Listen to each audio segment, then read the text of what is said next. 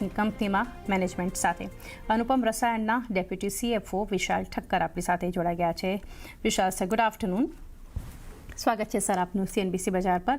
અને સૌથી પહેલાં સર, રેવન્યુ ગ્રોથ ગાઈડન્સ સાથે એક શરૂઆત કરીએ. જે વધારવામાં આવ્યું છે 20 to 25% જે હતું ત્યાંથી મોર દેન 30%. કઈ બિઝનેસ આઉટલુક અહીંથી બદલાવ આપ જોઈ રહ્યા છો? શું કોન્ફિડન્સ કંપનીને અર્નિંગ્સ પરથી મળ્યો છે?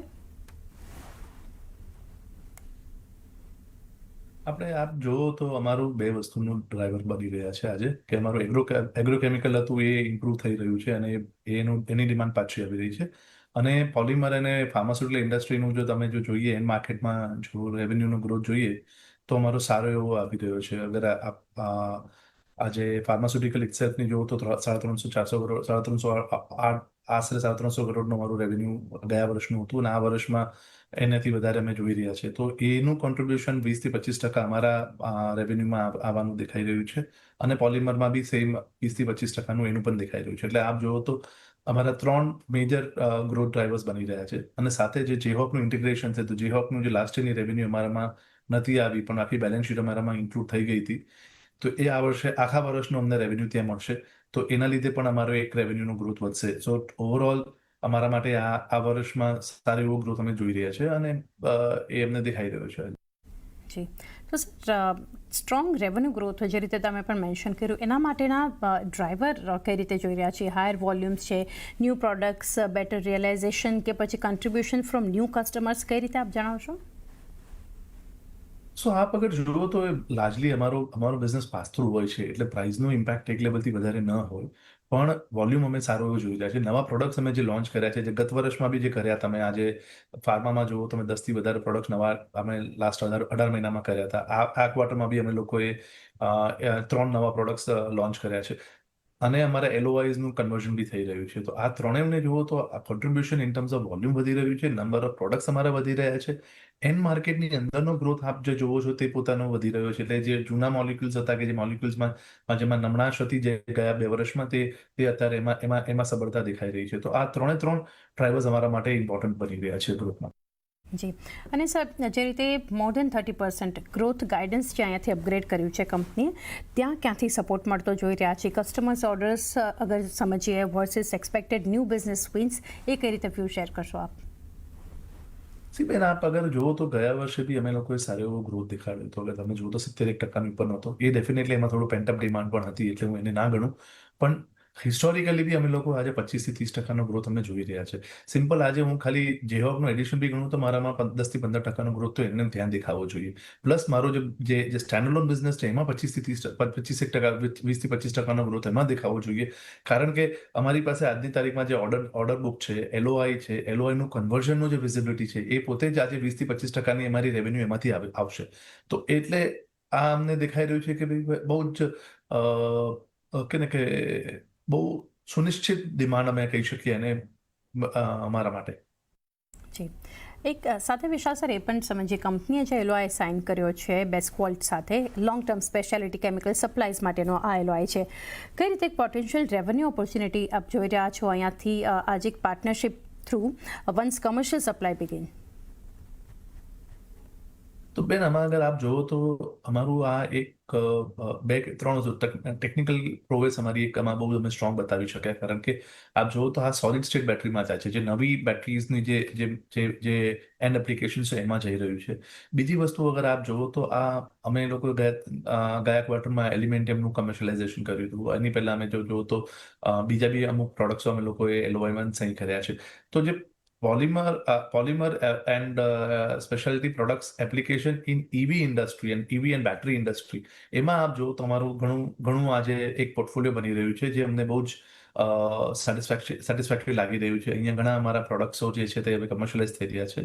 આ પ્રોડક્ટ અમે અનુમાન રાખીએ છીએ કે FY 27માં આનું કમર્શિયલાઇઝેશન થઈ જશે અને એનું જે ટોટલ રેવન્યુ પોટેન્શિયલ આજની તારીખમાં જે અમે જોઈ રહ્યા છીએ $300 મિલિયન અમે જોઈ રહ્યા છે. તો આપ એ જોઈ શકો કે એવું નથી કે અમે એક પ્રોડક્ટ એક સેક્ટરમાં કરવાની કોશિશ કરી રહ્યા છે. અમે એક પ્રોડક્ટ પોર્ટફોલિયો લઈને જઈએ તો એ ઇન્ડસ્ટ્રીને પ્રોપરલી સર્વ કરી શકીએ. અને એમાંનું જ એક આ પ્રોડક્ટ છે, જેનાથી અમને બહુ જ એક સારું વિઝિબિલિટી પણ મળી રહી છે અને કસ્ટમર્સમાં બી ઇન્ટરેક્શન સારું મળી રહ્યું છે. જી, સાથે જ સર એથાઇલ ફ્લોરો તરફથી જે એક એઝ અ પ્રોડક્ટ વાત કરીએ તો મેનેજમેન્ટ અહીંયાથી એક પોટેન્શિયલ જોઈ રહ્યું છે આના માટે $500 મિલિયન માર્કેટનું.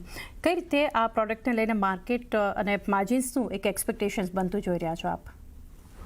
એટલે બેન જો અગર આ જાઓ તો ઇથાઇલ ટેટ્રાફ્લોરોએસિટેટ જે અમે ETF જે કીધું એ બહુ જ વર્સટાઇલ પ્રોડક્ટ છે. એ 3 ફાર્મામાં બી જઈ રહ્યું છે, એગ્રોમાં બી જઈ રહ્યું છે અને પોલિમર ઇન્ડસ્ટ્રીમાં બી જઈ રહ્યું છે. એટલે ત્રણ એન્ડ માર્કેટ્સમાં એપ્લિકેશન છે.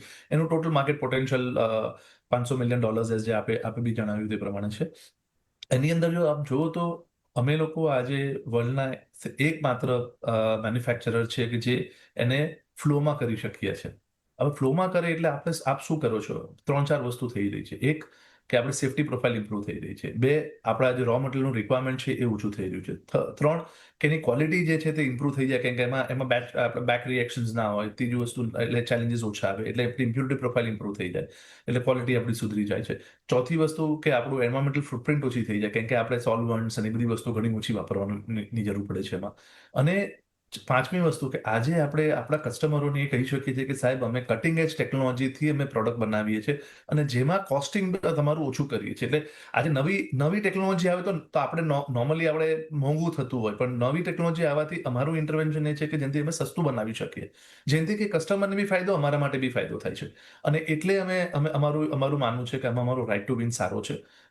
ઇનિશિયલી 5-10% લઈને અમે પછીથી 1/3 સુધીનું રેવન્યુ માર્કેટ શેર નો અપેક્ષા રાખી શકીએ છીએ અમે આમાં. ઓકે, સાથે વિશાલ સર એક મિક્સ પણ સમજવા માંગીશું between domestic and export business. કઈ રીતે ઇવોલ્વ થતા આપ જોશો over the next 2 to 3 years? જો આપ જુઓ તો અનુપમે બહુ જ કોન્શિયસલી એક કામ કર્યું છે કે અમે લોકો ડાયવર્સિફિકેશન ઇન ધ એન્ડ માર્કેટનો ફોકસ કર્યો હતો. જે તમને કીધું કે ફાર્મા, પોલિમર અને એનું બી કોન્ટ્રીબ્યુશન વધી રહ્યું છે. તે જ રીતે આપ જુઓ તો યુરોપ અમારા માટે બહુ મોટું માર્કેટ હતું, યુરોપ અને India indirect export to Europe and international market. તો આજની તારીખમાં જાપાન હવે વધી રહ્યું છે અમારા માટે યુએસ વધી રહ્યું છે. વિથ જેહોકનું એક્વિઝિશન પછીથી એ વધારે હજુ અમારા માટે યુએસ અને યુરોપ વધી રહ્યું છે. તો અમારું માનવું એવું છે કે આગળ જતા આપ જોશો કે જે એક્સપોર્ટ ઓરિએન્ટેડ અમારા જે રેવન્યુ પોટેન્શિયલ છે એ વધતું જવાનું છે અને એનું કોન્ટ્રીબ્યુશન વધતું રહેશે. હિસ્ટોરિકલ બી રહ્યું છે અને આગળ બી રહેશે. પણ અગત્યની વસ્તુ એ છે કે અલગ માર્કેટમાં હવે જશે રાધર દેન કે 1 કે 2 માર્કેટની. રાઈટ. અને સર સાથે એટ લાસ્ટ જાણવા માગીશું ખાસ કરીને કસ્ટમર્સ અહીંયાથી એક એમનું જે મુવમેન્ટ છે વધારી રહ્યા છે લોંગ ટર્મ કોન્ટ્રાક્ટ્સ માટે. કઈ રીતના ફ્યુચર રેવન્યુ વિઝિબિલિટી આપ જોઈ રહ્યા છો અને કઈ રીતના કોન્ટ્રાક્ટ્સ જે છે એના પર વ્યૂ રહેશે? બેન અગર આપ જુઓ તો હવે જે વર્લ્ડ જે મૂવ થઈ રહ્યું છે એ છે સપ્લાય ચેન સોલ્યુશન્સ પર થઈ રહ્યું છે.